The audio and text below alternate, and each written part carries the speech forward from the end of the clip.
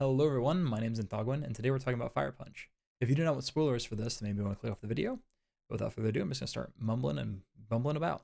So Fire Punch is a manga that has 83 chapters. It's a very short read. I read it over about 2 weeks, binged about 50 chapters the first 2 days. Took a little hiatus because life kind of got crazy and hectic.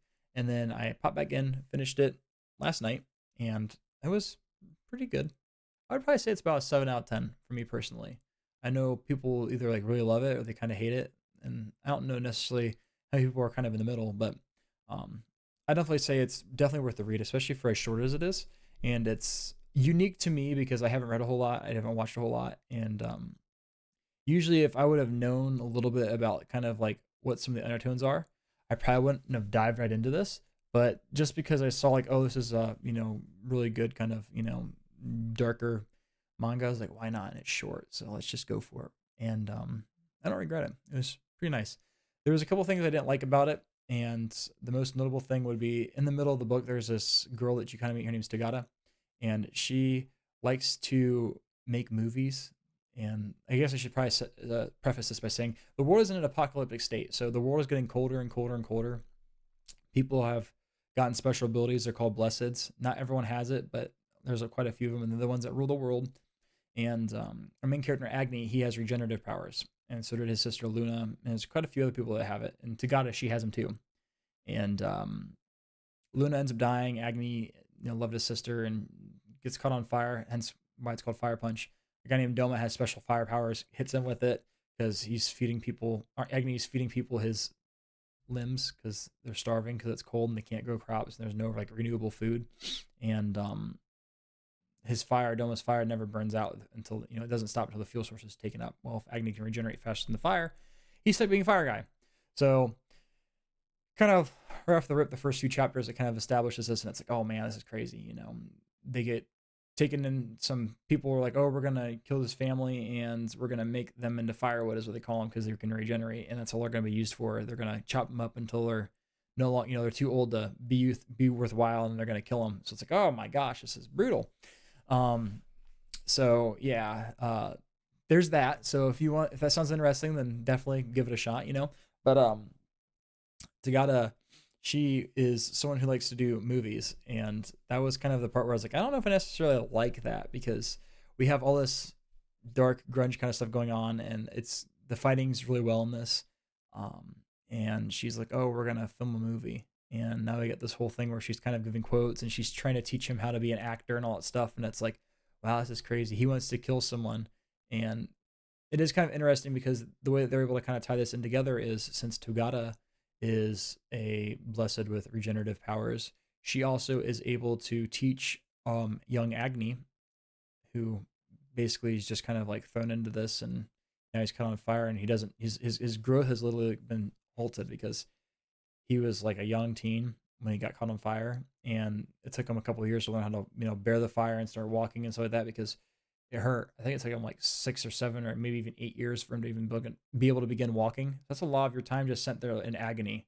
So his mind was like just lost. All he could think about was his sister who told him to stay alive when she died. And that's all he could think of, is stay alive for her. And wow, this sucks. It hurts. So she ends up teaching him some skills in exchange for her teaching him that um, he has to kind of participate in this movie that she wants. And we kind of get a couple characters in here um, that obviously will progress the story like every story will have. And she's gonna kind of finagle things to where he's kind of a hero, but she also needs to create some drama and stress to make a movie because every movie has that climax, all that stuff. So she's kind of like working as a double agent for the first half of the book, where she's like, "Oh, we're gonna set up this ambush for him, pretty much. Get all your best warriors so he can destroy them, and either he destroys them or he'll die, and it'll make for a good movie either way." So I was kind of like, I'm not really in love with that, but it's fun enough. It was good for the first little bit, but I also haven't watched a lot of the movies that they kind of recommend. There's a spider on my wall, that's why I leave it there. Um, so I was kind of like, I'm not really too savvy. I only watched one Star Wars movie, so like I haven't watched a whole lot, so I don't really have all the sentiments towards that. And the ones she said, I wasn't kind of like that, but they're nice references. They kind of make it lighthearted if you're a nerd or a geek or movie guy, girl. This will be kind of fun. I think I'll have a fun time. Um, Doma does end up escaping when they kind of have this big confrontation. So you kind of have it where he's chasing and going through that. But in the first confrontation that they do have, they end up saving all the slaves, which is nice. And there's a little bit of some weird things, like I said, like this world is dark and a little bit cryptid. So like there's some things where like there's rape and there's even like bestiality for a second. It's like, oh my gosh, where are we going with this? And Agni and Luna, like Luna wanted to have like an incest relationship with him before she died. She wasn't gonna die just yet. And she's like, I love you, maybe we can have kids. And Agni's like, no, we can't do that. And there's actually quite a few characters that look like his sister. There is a girl named Judah, and there's a girl named Solia who looks like his sister. And Judah is a soldier who tries killing him, but then she ends up losing her memory. And then later along the line, Judah ends up removing his fire powers. And by doing that, Agni kind of loses some of his memory a little bit, but he still retains quite a bit. Luna has a full memory wipe. Like she doesn't remember anything. And they end up going and playing house for like 10 years, I think it says. And Luna ends up saying like, oh, I don't think I'm your sister, right? And he's like, no. And he's like, well, then let's be together. And they have sex and stuff. And it's like, oh god, this is weird, because Agni renamed Judah to Luna, which is his sister. So there is like very strong incest tones in this. And if I would have known off the rip, I'd probably like, I don't think I want to read that. But I didn't know that going into it. So when I read it, I was like, okay. And I was like, this is weird, but I'm kind of already committed to it at this point. So I'm going to keep just going for it. And it kind of, if you don't, just listen to me. It's a little bit, it's kind of sweet because it's innocent. Like Luna was a young girl. She loved her brother. All of her family ended up dying. And the only person there for her was Agni.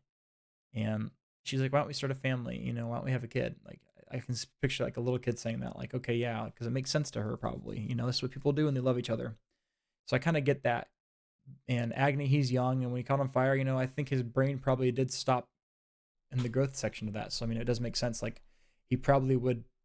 He was old enough to know that was wrong, and he told her that was wrong. But at the same time, it's kind of like that's probably been haunting him all these years, and he hasn't really had the time to. He hasn't been granted the luxury to be able to sit there and have time to grow up and think and process and do things healthily. He's fucking on fire.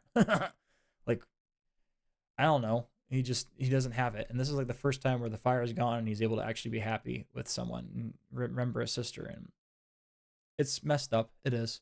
Is it right? No, I don't think it's right. It's still creepy. It's still weird. But when Luna said it, it was like, okay, that's kind of sweet because she's young and he knows about love. And when he does it, it's like, he doesn't necessarily want to go ahead and do that.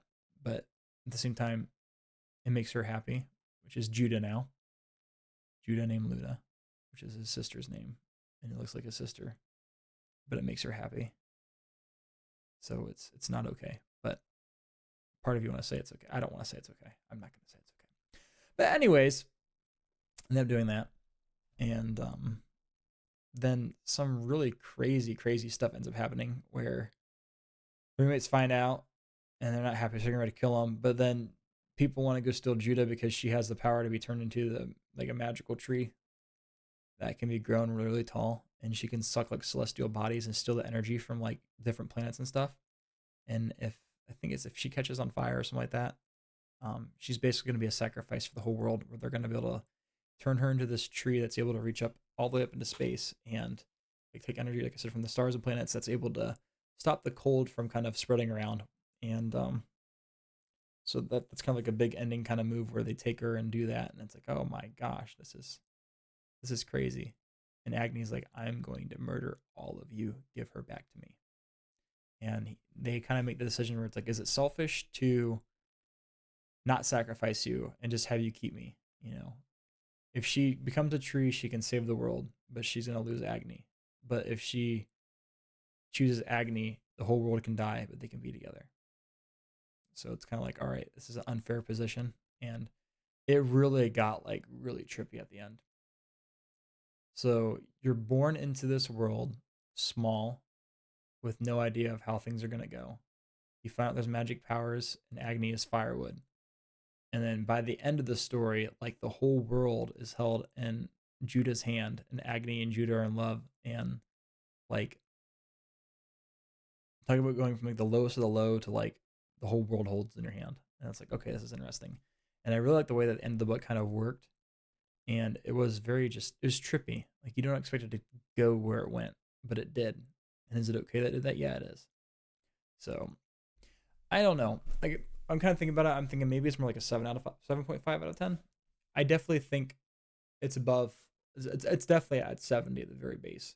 I don't know if I'm gonna rate it like above 80, but I'd still say it's above average. It's good. I'd say it's a good enough story to go ahead and consider reading.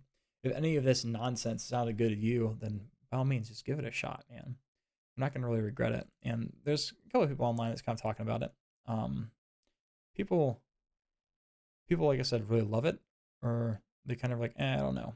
And I'm definitely not an I don't know, but I'm also not like I love it. I'm kind of like I would read it. I don't know if I'd read it again, but I definitely would take the time to read it again as a first time reader. Like I would do that at least for the first time. Like, hey, this is worth it to me. So if that's what you need to hear, that's what you need to hear. It's dark, it's grungy. There's some questionable things that go in it, but I liked it. I like the action scenes. I will say before I hop off of here, the art style. The art was pretty nice.